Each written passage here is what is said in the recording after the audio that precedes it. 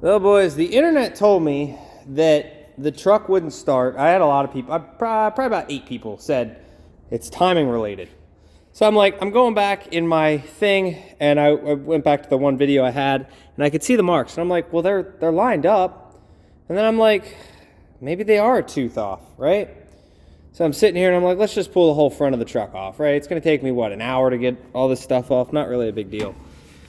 And, well, for everybody that said timing, no, it's not the timing. The timing is dead on. This is bottom right here. This is the top of the cam where the thing's at.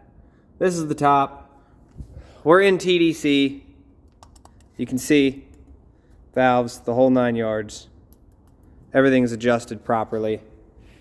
So I'm at a loss at this point. We're still getting the crank sensor code. I've gone through all these wires have power. Everything has power. Everything has what it's supposed to, with and without the BD piggyback harness. I've done direct. I've done pulled the harness out and, tested with and without. So I've tried 4 of these sensors. This one being the 4th one. It came off of a good running engine. I know it works. I know all 4 of them worked.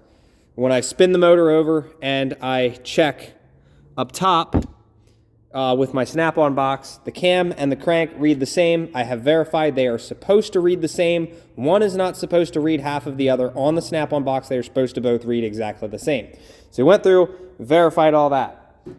Everything works as it should. We're still getting a crank code, and I was thinking that, okay, maybe out of time, it would throw a crank code.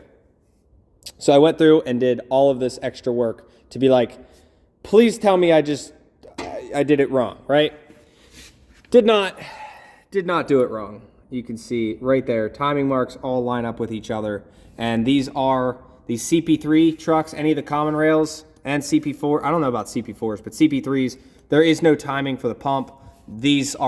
All of this is in the ECU. So has nothing to do with that. We're building perfect rail pressure. And I was hoping that it was just, maybe I retarded the timing a tooth. And I was hoping you guys were right, but nope. On to the next one. So now I got to throw this whole thing back together, and I was hoping to have it started tonight. I was hoping that's what it was going to be, but it's not. So I'm open to suggestions while this thing is torn apart.